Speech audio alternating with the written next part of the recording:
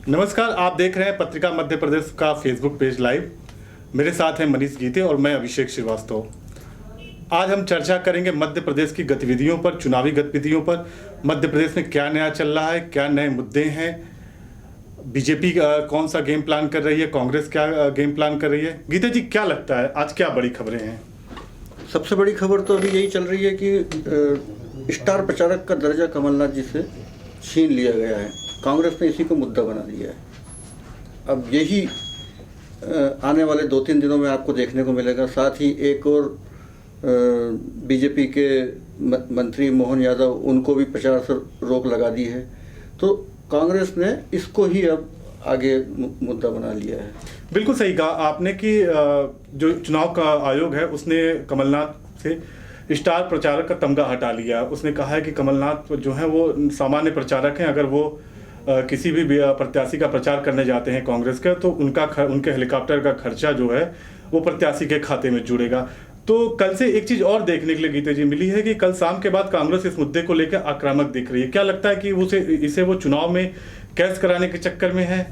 बिल्कुल सर, इसको कैश कराने के चक्कर में जिस प्रकार से अभी हाल ही में मुख्यमंत्री शिवराज सिंह चौहान भी सुप्रीम कोर्ट चले गए थे इसी मुद्दे को लेके कि एक देश दो विधान नहीं हो सकते।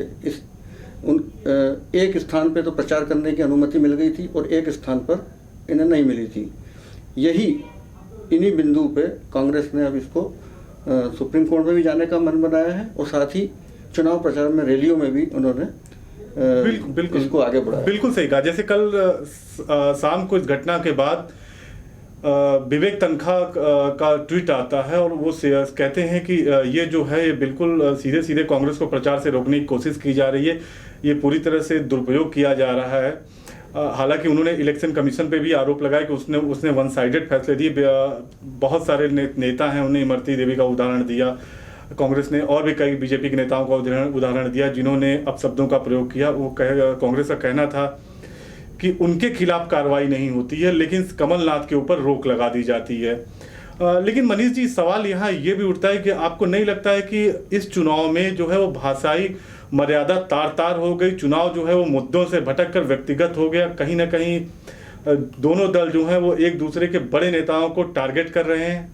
बिल्कुल सर, यही चीज़ देखने को मिल रही है कि मर्यादा तार हो रही है। कोई आइटम कह रहा है, कोई आइटम बम कह रहा है, कोई अपशब्दों का प्रयोग कर रहा है और ये व्यक्तिगत रूप से आहत करने वाली चीज़ है जो आचार संहिता के भी खिलाफ है। इसीलिए चुनाव आयोग इतना सक्रिय हुआ है।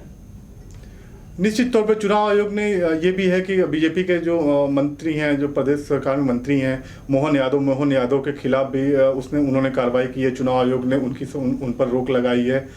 लेकिन सवाल फिर भी उठता है कि जो कांग्रेस का जो कहना है कि चुनाव से ठीक 48 घंटे पहले इस प्रकार का कृत्य, उन्हें जानबूझकर चुनाव हराने के लिए वो षड्यंत्र किया जा रहा है। हालांकि चुनाव आयोग ने निश्चित तौर पे अध्ययन के बाद चुनाव आयोग ने जो फैसला दिया उसने समर्थन में कमलनाथ की वर्बेटम स्पीच लगाई है। चुनाव आयोग ने बताया है कमलनाथ ने कैसे कैसे शब्दों का उपयोग किया, क्या किया, तमाम तरह की। उसके बाद बीजेपी की भी प्रतिक्रिया आई। बीजेपी ने अपना बयान जारी करते हुए कमलनाथ को तथाकथित स्टार प्रचारक बताया। तो आपको क्या लगता है कि इस चुनाव में अभी तक की जो वर्तमान स्थितियां, उसमें कहीं ना कहीं मतदाता जो है वो खामोश दिख रहा है? आपको नहीं लगता है कि अब जो है वो सीधे सीधे दोनों पार्टियां एक दूसरे के खिलाफ जो भाषाई मर्यादा तार कर चुकी, तो अब जनता की अदालत में ये तय होगा कि जनता बताएगी कौन सही था, कौन गलत है, दल बदल कितना सही था, दल बदल कितना गलत है? या फिर ज्योतिरादित्य सिंधिया जो कांग्रेस पर आरोप लगाते रहे कि 15 महीने तक जो जनता के खिलाफ फैसले लिए गए, जनता की चुनी हुई सरकार ने जनता के खिलाफ फैसले लिए, उस पे ये चुनाव परिणाम कहीं ना कहीं ये साबित नहीं करेंगे? बिल्कुल सर,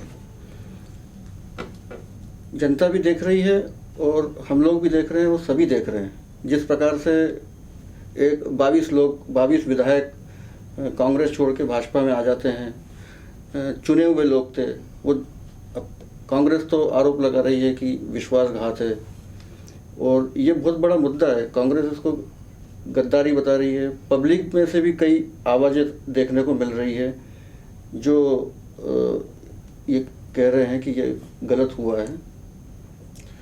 चलिए, हम अपने साथी से कहेंगे कि अभी कुछ जो नए बयान हैं शिवराज सिंह के और कमलनाथ के, वो सुनाएं साथियों को। उनकी हताशा और निराशा का प्रतीक है, लेकिन उनका अहंकार नहीं जा रहा। उनकी नज़रों में बाकी सब गलत है। उनकी नज़रों में उनके नेता राहुल गांधी भी गलत है, उन्हें कोई समझा देता है। उनकी नज़रों में चुनाव आयोग गलत है, उनकी नज़रों में कर्मचारी अधिकारी गलत है। तो सही कौन है? कमलनाथ जी धमकाने वाली भाषा में बात करते हैं। अधिकारियों को देख लूँगा, कर्मचारियों से निपट लूँगा। क्या निपटोगे?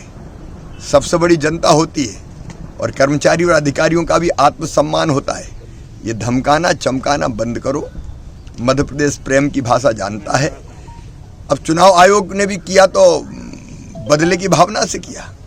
संवैधानिक संस्था पर आरोप लगाते हुए आपको लज्जा नहीं आती? उनका तो इतिहास है। उनके जब उनके बाप दादा अंग्रेजों से मिल गए थे आज़ादी के समय, आपको मालूम है। उसके बाद उनकी दादी कांग्रेस से संयुक्त सरकार बना के वहां भी चली गई विधायक लेके, वो भी रिकॉर्ड।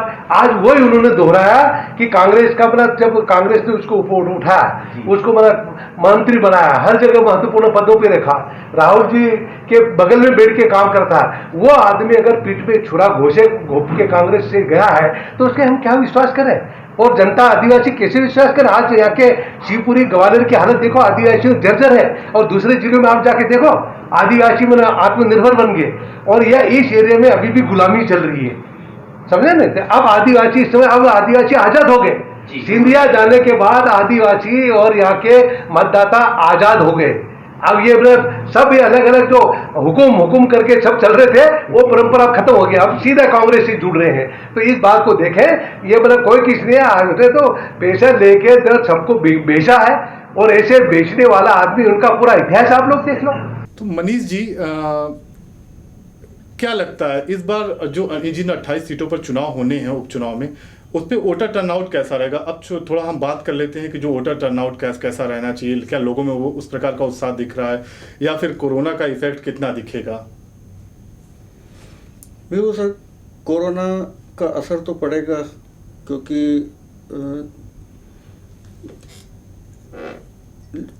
इतना लोग घर से बाहर निकलने में भी डर रहे हैं। इतना लोगों में वो नहीं है कि चुनाव प्रचार के प्रति इतना वो रुझान कम देखने को मिल रहा है जो पहले देखने को मिलता था। तो हो सकता है कि वोट परसेंटेज कम रहे इस बार, यही मुझे ऐसा लगता है। लेकिन आपको नहीं लग रहा है कोरोना गाइडलाइन सिर्फ कागजों में रहेगी? सुप्रीम कोर्ट ने जब हाईकोर्ट के आदेश पर रोक लगाई तो उसने एक टिप्पणी भी की थी। आपको ध्यान होगा, उस टिप्पणी में सुप्रीम कोर्ट ने स्पष्ट रूप से कहा था कि आप अगर सही से कार्य करते तो हाईकोर्ट को हस्तक्षेप करने की जरूरत नहीं पड़ती।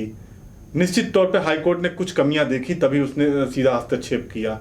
तो ये सीधा दिखाता नहीं है कि जो चुनाव प्रचार है उसमें, या कल जिस प्रकार से सभाएं हुई या रोड शो हुआ, या इसके पहले सावेर में जो रोड शो हुआ, या कमलनाथ की जो सभाएं हो रही हैं, या भाजपा की जो सभाएं हो रही हैं, वहां पे कोरोना गाइडलाइन का पालन होते हुए बिल्कुल नहीं दिख रहा है। क्या नहीं लगता है कि चुनाव के बाद एकाएक कोरोना का बड़ा विस्फोट होगा? बिल्कुल हो सकता है, क्योंकि हजारों की संख्या में जो कार्यकर्ता एकत्र हो रहे हैं, सोशल डिस्टेंसिंग का पालन बिल्कुल भी नहीं हो रहा है। और जो आंकड़े कहीं ना कहीं जो आ रहे हैं वो धीरे धीरे कम होते हुए आ रहे हैं, क्योंकि टेस्टिंग भी कम हो गई है कोरोना की। और कहीं ना कहीं लगता है कि चुनाव के बाद ये बढ़ सकता है और अप्रिय स्थिति भी बन सकती है, ऐसा माना जा रहा है। दूसरी चीज मनीष जी, एक चीज देखने के लिए मिला कि लोगों की सिंपैथी करने के लिए प्रत्याशियों द्वारा बहुत सारे क्रिएशन भी किए गए। जैसे कांग्रेस का कल एक वीडियो वायरल होता है, उसमें ये देखा कि प्रत्याशी जो है फूट कर रोने लगती हैं। कहा जाए एक प्रत्याशी, एक विधायक आते हैं, वो कहते हैं कि आपको सिंपैथी चाहिए तो आप रो दो मंच से। इसके पहले इमरती देवी के लिए जब कमलनाथ जी ने आइटम का उपयोग किया था, तो इमरती देवी भी मंच से फूट फूट कर रोती थी या प्रेस कॉन्फ्रेंस में रोती थी। सिंधिया जी ने भी उस मुद्दे को उठाया। क्या लगता है कहीं ना कहीं जो मुद्दों को से ध्यान भटकाने के लिए सिंपैथी गेम खेला जा रहा है, लोगों को इमोशनल तरीके से छूने का प्रयास किया जा रहा है? बिल्कुल सर, बिल्कुल फिल्म की स्क्रिप्ट की तरह से ये देखने को मिलता है।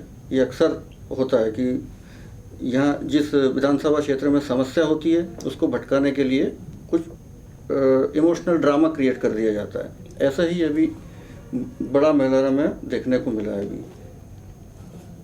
बिल्कुल, उसके अलावा पहले भी बहुत सारी चीज़ें देखने के लिए मिली। खैर, अभी आप पत्रिका मध्य प्रदेश के फेसबुक पे लाइव से जुड़े हुए थे। आप हमारे साथ लगातार बने रहिए, हम आपको पल पल की अपडेट देते रहें। आप पढ़ते रहिए पत्रिका.com, आपको चुनाव से जुड़ी हर छोटी बड़ी खबरें वहाँ मिल जाएंगी। अब हमें दीजिए इजाज़त। धन्यवाद।